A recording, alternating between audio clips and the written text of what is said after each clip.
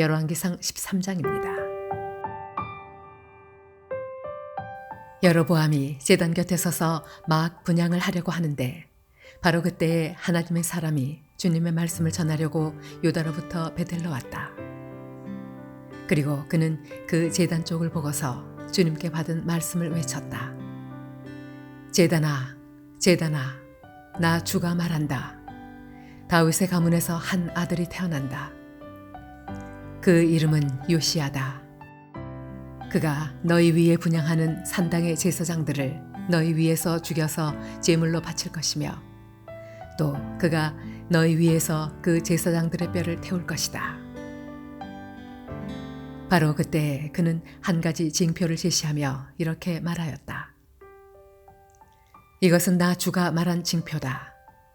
이 제단이 갈라지고 그 위에 있는 재가 쏟아질 것이다.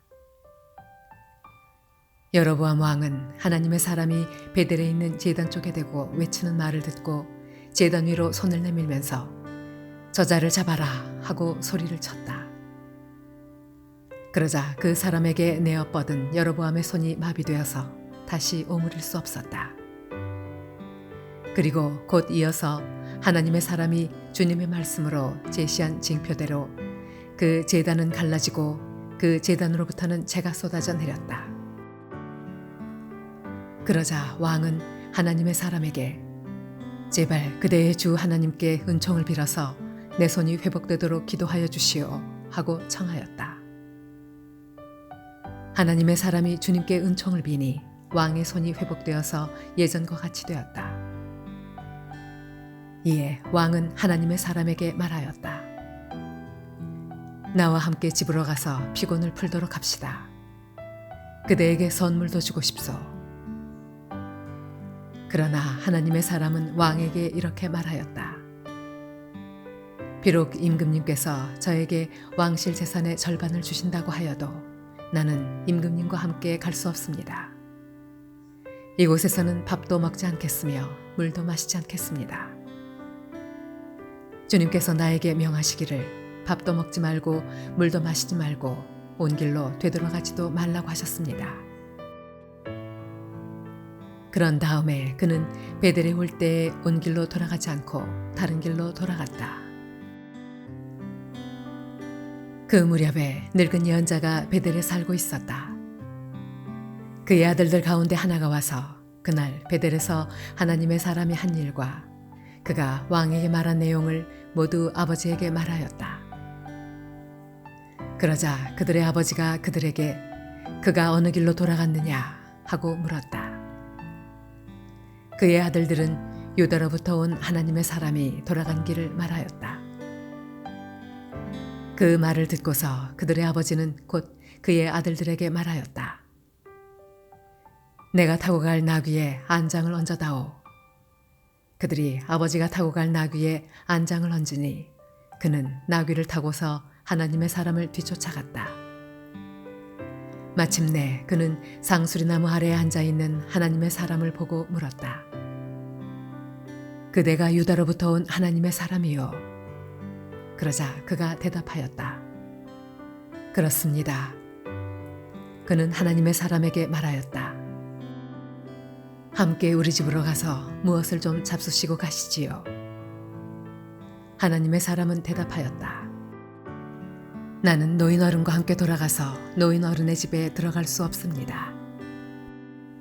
또 이곳에서는 누구와 함께 밥을 먹어도 안 되고 물을 마셔도 안 됩니다.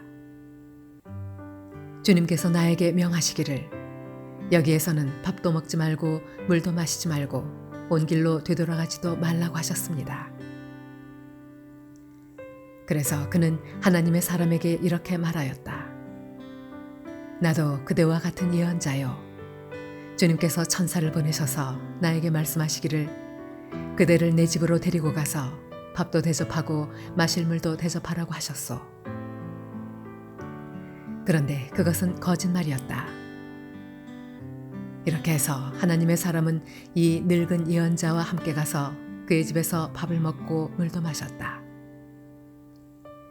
그들이 이렇게 식탁에 함께 앉아 있는데 주님의 말씀이 하나님의 사람을 데려온 그 예언자에게 내렸다.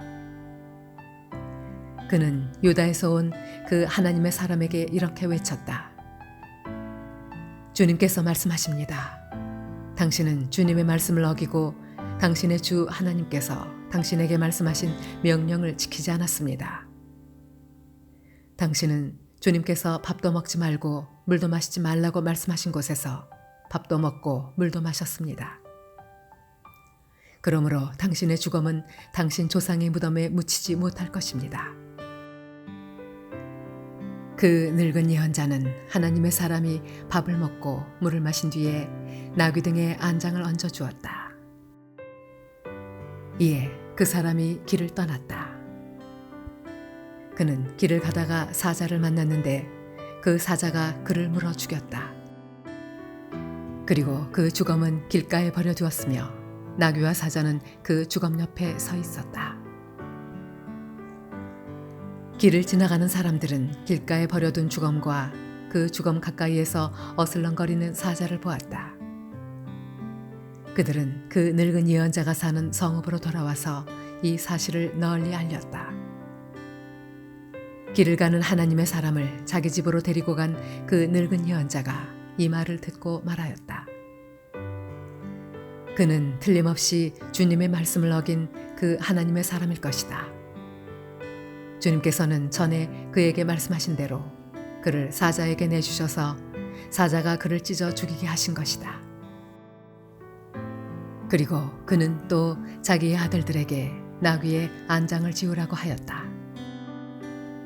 그들이 나귀에 안장을 지어 놓으니 그는 곧 가서 길가에 있는 그 주검을 찾아내었다. 나귀와 사자가 그 주검 가까이에 서 있었는데 사자는 그 주검을 먹지 않았을 뿐만 아니라 나귀도 물어 죽이지 않았다. 예언자는 하나님의 사람의 주검을 나귀 등에 싣고 자기의 성읍으로 옮겨와서 곡을 한 뒤에 묻어주었다. 그 주검을 자기의 무덤에 안장하고 나서 그 늙은 예언자는 아이고 내 형제여 하면서 통곡을 하였다. 장사를 마친 뒤에 그는 자기 아들들에게 말하였다. 내가 죽거든 너희는 나를 이 하나님의 사람이 묻힌 곳에 같이 묻어다오. 나의 뼈를 그의 뼈 옆에 두어라. 그가 주님의 말씀을 받아서 베델에 있는 제단과 사마리아 성읍 안에 있는 모든 산당을 두고 외친 그 말씀이 그대로 이루어질 것이다. 이런 일이 생긴 뒤에도 여로보암은 여전히 그 악한 길에서 돌아서지 아니하고 오히려 일반 백성 가운데서 원하는 사람은 누구든지 산당의 제사장으로 임명하였다. 그런 일 때문에 여로보암 가문은 죄를 얻었으며 마침내 땅에서 흔적도 없이 사라졌다.